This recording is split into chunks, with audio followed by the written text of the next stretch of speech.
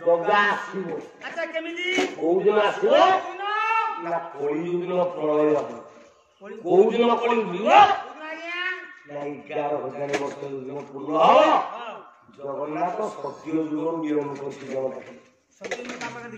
କାହା ନିୟମ କରୁଛି? ବଳିରାଜା ପାଖରେ ଯେତେବେଳେ ପାତାଳକୁ ଚାପିଲା ଗଦାଧର ବିଷ୍ଣୁ ହେଲେ ନାରାୟଣ। ପ୍ରଭୁ ପ୍ରତ୍ୟେକ 11,000 ବର୍ଷରେ ଥରେ ମୋ ଦ୍ୱାରପାଳ ସବୁ ଯୁଗରେ ଗଦାଧର ବିଷ୍ଣୁ ପାତାଳରେ ବଳିରାଜାର ଦ୍ୱାର। ଜଗନ୍ନାଥ ଯୋଉଦିନ କଳିଯୁଗ ପୂର୍ଣ୍ଣ ହବ 11,000 ବର୍ଷ ପୂର୍ଣ୍ଣ ହବ ସେଇଦିନ ଗଲା ଛାଡ଼ିବେ ଶ୍ରୀକ୍ଷେତ୍ର ପୁରୁଷୋତ୍ତମ।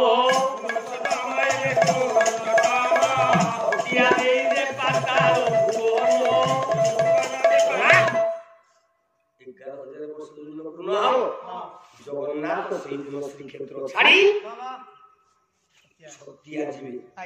ଛତିଆ କାହିଁକି ଯିବେ? ଭୁବନେଶ୍ୱର କେନ ଆସିବେ, ଆମ ନୟାଗଡ଼ କେନ ଆସିବେ, ନରସିଂହପୁର କାହିଁକି କାହିଁକି ଆସିବେ ନା ଏହା କାରଣ ହେଲା ଛତିଆ ଗୋଟେ ଅଛି ପାତାଳ ସ୍ଥାନ।